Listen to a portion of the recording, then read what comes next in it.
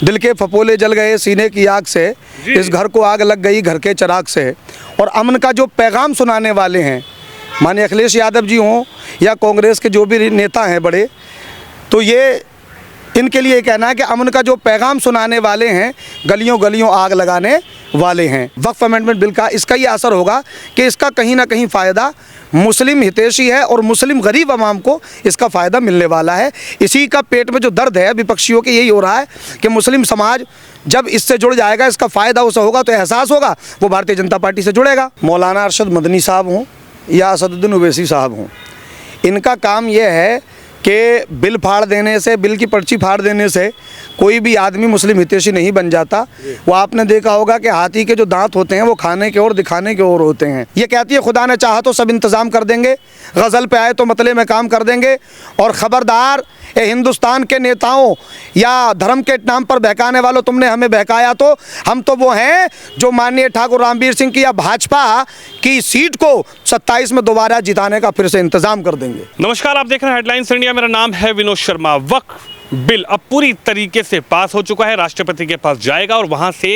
राष्ट्रपति के साइन के बाद अब ये पूरी तरीके से कानून का स्वरूप ले लेगा। लेकिन वक्फ बिल को लेकर लगातार हल्ला मचता रहा, लेकिन आखिरकार वक्फ बिल जो है वो अब पूरी तरीके से पास हो चुका है। मेरे साथ मौलाना नूरी साहब मौजूद हैं। सर, कैसे देखते हैं वक्फ बिल जिसको लेकर पूरी तरीके से हल्ला मचता रहा कि साहब वक्फ बिल को पास नहीं होने दिया जाएगा, वक्फ बिल जो है वो मुसलमानों के खिलाफ है, वक्फ बिल के लिए मुसलमान कुर्बानी करेंगे, लेकिन कहीं ना कहीं वक्फ बिल जो है सरकार का ये कहना है कि साहब ये तो मुस्लिम परिवारों को, उन परिवारों को सुरक्षा, उनका जो कह सकते हैं कि उनकी जो चीज़ें थी, उनका जो हक था, उसके लिए पास किया गया, संशोधन किया गया। आप कैसे देखते हैं? आप भी एक मुस्लिम स्कॉलर हैं, क्या कहेंगे? जी, देखिए, जो वक्फ बिल अमेंडमेंट का मामला है जो पास हुआ है, ये लोकसभा से, राज्यसभा से, दोनों से पास हो गया है और इसमें माननीय राष्ट्रपति महोदया की जो मोहर है वो लगना बाकी रह गई है जी। तो ये जो पास हुआ है इसमें मुस्लिम विरोधी नहीं बल्कि ये मुस्लिम हितैषी है जो बिल पास हुआ है। इसमें जो आम जनमानस, आम लोग हैं, गरीब लोग मुस्लिम हैं, उनको इसका कहीं ना कहीं फ़ायदा पहुंचेगा। सरकार की कोशिश रही है कि सरकार चाहती है कि जो ज़मीनें जो है बेवजह वक्फ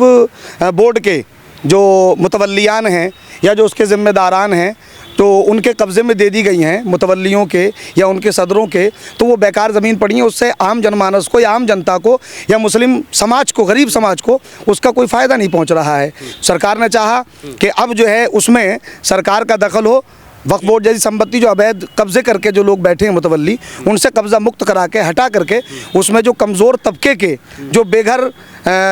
बेगैर आशियाना मुस्लिम गरीब तबके, गरीब परिवार के लोग हैं, उनको कहीं ना कहीं जो है ना वो निवास जो है प्राप्त करने की ये कोशिश है सरकार की। और जैसे मुस्लिम महल्लों में या मुस्लिम समाज में कहीं ना कहीं शादी हाल जैसे नहीं है, शादी समारोह होते हैं उनमें शादी करने की व्यवस्था नहीं है, तो अच्छे से कहीं ना कहीं शादी हाल बन जाए या तालीमी इदारे बन जाएं। लेकिन अखिलेश जी हैं वो भी कह रहे हैं कि साहब हम तो इस बिल के खिलाफ, ये मुस्लिमों के विरोध में बिल आया, इसमें खिलाफ हम सुप्रीम कोर्ट जाएंगे। कांग्रेस है वो भी सुप्रीम कोर्ट जाने की बात कर रही है। तमाम लोग कह रहे हैं कि मुसलमानों पर तो जाति हो रही है, ये बिल लाया जा रहा है, इस बिल के द्वारा जाति होगी। आप कह रहे हैं कि मुस्लिमों के अच्छे दिन शुरू हो जाएंगे। आप तो खुद एक मुस्लिम है, तो आपको नहीं लगता कि अखिलेश जी आपकी लड़ाई लड़ रहे हैं, कांग्रेस आपकी लड़ाई लड़ रही है, विपक्षी दल आपकी लड़ाई लड़ रहे हैं? देखिए, ऐसा है, माननीय अखिलेश यादव जी हैं या कांग्रेस के जो भी नेता, कांग्रेस दल से जो भी नेतागण हैं जो इस बिल का विरोध कर रहे हैं, वो कहीं ना कहीं उन माफियाओं के दबाव में, जो वक्फ संपत्ति जिनको उन्होंने माफियाओं के कब्ज़े में दे रखी थी, एक एक के हाथ में, उनके दबाव में कहीं ना कहीं काम कर रहे थे। वो उनका काम है विरोध, हर अच्छे काम को उनका काम है विरोध करना। यानी जो मुस्लिम हितैषी ये बिल है, वो जो किसी ने कहा है कि दिल के फपोले जल गए सीने की आग से, इस घर को आग लग गई घर के चिराग से। और अमन का जो पैगाम सुनाने वाले हैं, माननीय अखिलेश यादव जी हों या कांग्रेस के जो भी नेता हैं बड़े, तो ये इनके लिए कहना है कि अमन का जो पैगाम सुनाने वाले हैं, गलियों गलियों आग लगाने वाले हैं। इन्होंने खुद तो कोई भला किया नहीं गरीब आवाम जनता का, मुस्लिम समाज की। अब भारतीय जनता पार्टी के जो बड़े नेता हैं या माननीय प्रधानमंत्री नरेंद्र मोदी जी हैं, उन्होंने ये विकल्प, ये संकल्प लिया है, उस विकल्प को छेड़ा है। वो भला करना चाहते हैं मुस्लिम गरीब आवाम का, चाहे वो आवास की शक्ल में हो या म्यूज़ियम की शक्ल में हो या तालीमी इदारों की शक्ल में हो। समाज की जो एक एक आदमी पर एक एक संपत्ति पर जो है ना अकेले एक एक आदमी का 70-70 बीघा 100-100 बीघा पर कब्ज़ा था, और उससे सारे जो मतलब गरीब आवाम थी वो हज़ारों लोग उससे वंचित थे, दूर थे, परेशान थे। अब ये जो सरकार का कदम है वक्फ अमेंडमेंट बिल का, इसका ये असर होगा कि इसका कहीं ना कहीं फ़ायदा मुस्लिम हितैषी है और मुस्लिम गरीब आवाम को इसका फ़ायदा मिलने वाला है। इसी का पेट में जो दर्द है विपक्षियों के, यही हो रहा है कि मुस्लिम समाज जब इससे जुड़ जाएगा, इसका फ़ायदा उसे होगा तो एहसास होगा, वो भारतीय जनता पार्टी से जुड़ेगा, माननीय नरेंद्र मोदी जी से जुड़ेगा या योगी आदित्यनाथ जी से जुड़ेगा, उसका इन्हें नुकसान होगा। इसका इन्हें पेट में दर्द है, इसलिए इनका विरोध करना है, इनका काम विरोध करना है। ये विरोध जताकर मुस्लिम हितैषी बनना चाहते हैं। लेकिन all India Muslim personal law board है या फिर मदनी साहब है, उनका तो कहना है कि साहब सड़कों पर मुस्लिम उतरेगा, आप नहीं मानेंगे, इस तरीके से मुस्लिमों पर बिल थोपेंगे, मुस्लिम इसको नहीं मानेगा, और ये अब विरोध जो है वो सड़कों पर देखने को मिलेगा। मदनी साहब तो लगातार कह रहे हैं कि हम तो अपनी लड़ाई लड़ते रहेंगे, अगर कुर्बानी भी देनी हुई तो कुर्बानी देंगे। ओवैसी साहब ने तो कह दिया कि सुप्रीम कोर्ट में मैं सीधा इस लड़ाई को हम सीधे तौर पर लड़ेंगे, मुसलमानों के साथ जाति नहीं होने देंगे। देखिए, मौलाना अरशद मदनी साहब हों या असदुद्दीन ओवैसी साहब हों, इनका काम यह है कि बिल फाड़ देने से, बिल की पर्ची फाड़ देने से कोई भी आदमी मुस्लिम हितैषी नहीं बन जाता। वो आपने देखा होगा कि हाथी के जो दांत होते हैं वो खाने के और दिखाने के और होते हैं।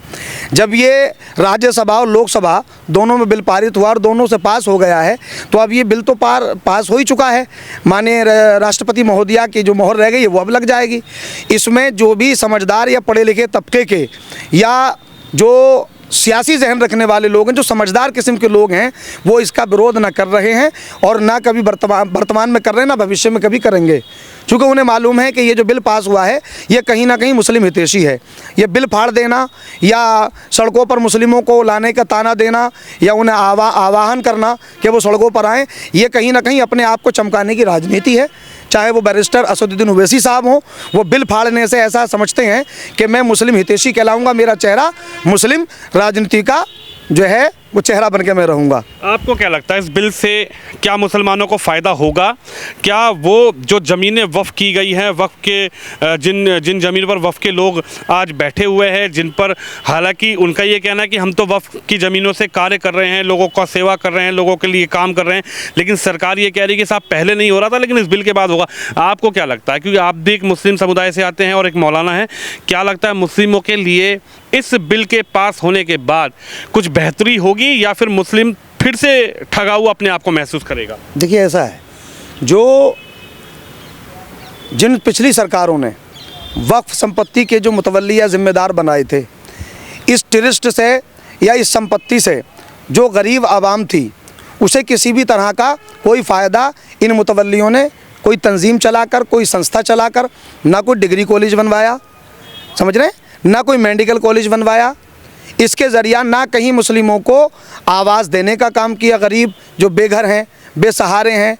जो बेरोज़गार हैं, ना उन्हें रोज़गार देने का काम किया। दरगाहों के बाहर, ज़ियारतों के बाहर, मस्जिदों के बाहर जो बैठ कर भिखारी भीख मांग रहे हैं, उनको कहीं भी सशक्त बनाने का काम इन्होंने नहीं किया। ऐसा अब काम ये सरकार जब इन्होंने नहीं किया तो अब सरकार अपना दखल करके अपने ज़रिए से जो है उन गरीबों को, उन मजलूमों को उनका हक दिलाने का काम कर रही है। इसलिए हमें लगता है कि ये बिल कहीं ना कहीं मुस्लिमों के लिए, मुस्लिमों का हितैषी है और मुस्लिमों को इससे फ़ायदा पहुंचने वाला है। लेकिन कहा यह जा रहा है कि प्रधानमंत्री मोदी लगातार शरीयत से छेड़छाड़ कर रहे हैं। पहले 3 तलाक को छेड़छाड़ की, उसके बाद कहीं ना कहीं अब ये बिल लेकर आ गए, यानी मुसलमानों को कहीं ना कहीं दबाया जा रहा है। मुस्लिम जो है वो इस वक्त इस सरकार में सबसे ज़्यादा डरा हुआ है और मुस्लिमों को इस वक्त डराकर सरकार जो है वो अपना राज कर रही है। देखिए, है कौले मोहम्मद कौले खुदा, फरमान न बदला जाएगा, बदलेगा ज़माना लाख मगर कुरान न बदला जाएगा। नूरे खुदा है कुफ्र की हरकत पे खंदज़न, फूंकों से ये चराग बुझाया न जाएगा। शरीयत का जहाँ तक दखल का मामला है तो देखिए, शरीयत वाले भी इस मुल्क में रहते हैं। ये मुल्क भारत है, ये एकता अखंडता भाईचारे का जो है ना, ये एक प्रतीक है हमारा भारत। यहाँ रंग बिरंगी फूल खिलते हैं, तो यहाँ जो भी हुक्मरान रहते हैं वो सभी धर्मों का, सभी ज़ातों का और सभी लोगों का ख्याल रख करके चलते हैं, सम्मान करके चलते हैं। अब रहा दखल करने का सवाल, 3 तलाक का एक मुद्दा एक टाइम में उठा था, तो वो मसला जो है हमारे शरीयत में जो खलीफा रहे हैं, यानी अल्लाह के रसूल के खलीफा, खलीफा अव्वल हज़रत अबू बकर सिद्दीक़ रदी अल्लाह ताला, दूसरे खलीफा खलीफा दोम सैयदना हज़रत उमर फ़ारूक़ आज़म रदी अल्लाह ताला। तो उमर फ़ारूक़ फारूक आज़म जो खलीफा दोम है, उनकी दौरे खिलाफत में भी 3 तलाक़ का मसला एक दौर में बहुत ज़्यादा उठा था, बहुत ज़्यादा चला था। जब इसकी शिकायतें ज़्यादा आई थी, मुकदमे ज़्यादा आए थे, तो सैयदना उमर फारूक आज़म रज़ी अल्लाह ताला अन्हु ने इसकी सुनवाई की अपनी अदालत में और इस पर एक्शन किया। कहा कि जो 3 तलाक़ एक साथ एक वक्त में 3 तलाक़ अगर अपनी बीवी को देता है तो उस पर जो है ये खिलाफत खलीफा की तरफ से सज़ा मुसल्लत है कि उस पर जो है कुछ दंड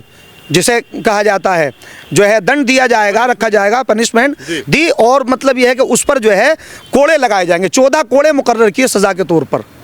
और जो भी हुकूमत की तरफ से दैन मुकर्रर होता है, जैसे हदिया कहते हैं, जैसे फिदिया कहते हैं, और जैसे आज जो है वो जुर्माना कहते हैं, ठीक है, जुर्माना रखा गया था कितनी चीज़ का, और 14 कोड़े बतौर सज़ा रखे गए थे। तो उसी को देखते हुए आज जब ये 3 तलाक़ का मसला ज़्यादा चला, घर घर गांव गांव गली गलियों पैदा होने लगा, माएँ बहनें ज़्यादा अदालतों में शिकायतें ले लेकर जाने लगीं, तो माननीय देश के प्रधानमंत्री नरेंद्र मोदी जी ने भी इस पर गौर किया, देश के बड़े नेतृत्व ने इस पर गौर किया, और जब इस पर गौर की तो इसमें कहीं ना कहीं अमन व अमान या सुकून का माहौल वातावरण बना और इसमें जो है कमी आई। क्या कहेंगी, ये जो विधानसभा है ये कुंदरकी विधानसभा है जहां पर समाजवादी लगातार जीतती रही, बड़ा एक समाजवादी का वोट बैंक भी यहां पर रहा, लेकिन हालांकि पिछले उपचुनाव में यहां से समाजवादी को हार का सामना करना पड़ा। यहां पर बीजेपी के विधायक रामवीर ठाकुर जो हैं वो यहां से जीते, लेकिन यहां पर तो 65% मुस्लिम है, 35% हिंदू है। तो यहाँ के किस तरीके से इस वक्फ बिल को लेकर आप समझते हैं कि भाई ये कुंदरकी जो है,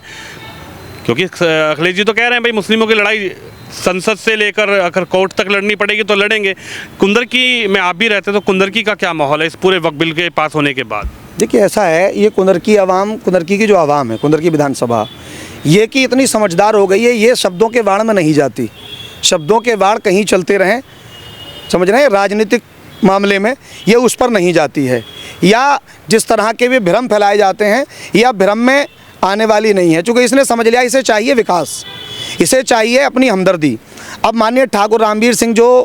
उपचुनाव में जीते हैं, ये कहीं ना कहीं काम करने वाले हैं, विकास करने वाले हैं, ये मुस्लिमों से जुड़े हैं और ये मुस्लिमों के दिल में जो है जगह कर चुके हैं, दिलों में घर कर चुके हैं। अब ये जीते हैं और अब ये ऐसे कार्य कर रहे हैं जो कि मुस्लिम समाज के दिमाग में ये चीज़ बैठ गई है कि हमें भ्रम फैलाने वालों के धर्म के नाम पर जो है गुमराह करने वाले नेताओं का साथ नहीं देना है, बल्कि विकास करने वाले नेता को चुनना है। ये कहती है खुदा ने चाहा तो सब इंतज़ाम कर देंगे, गज़ल पे आए तो मतले में काम कर देंगे, और ख़बरदार ये हिंदुस्तान के नेताओं या धर्म के नाम पर बहकाने वालों, तुमने हमें बहकाया तो हम तो वो हैं जो माननीय ठाकुर रामवीर सिंह की या भाजपा की सीट को 27 में दोबारा जिताने का फिर से इंतज़ाम कर देंगे।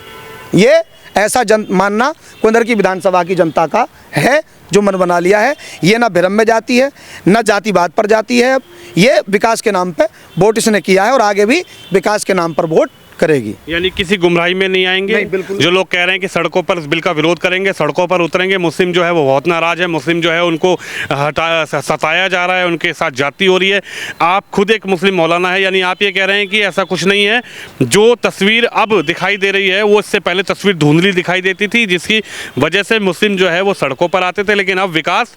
अपना काम, अपने क्षेत्र का विकास, इस पर मुस्लिम जो है वो तस्वीर साफ जो है वो समझ चुका है। जी, आज प्रेजेंट में आप देखिए बिल पास हुआ है हमारे पूरे मुरादाबाद मंडल या उत्तर प्रदेश और ख़ास तौर से हमारी कुंदरकी विधानसभा में आपने कहीं विरोध पाया,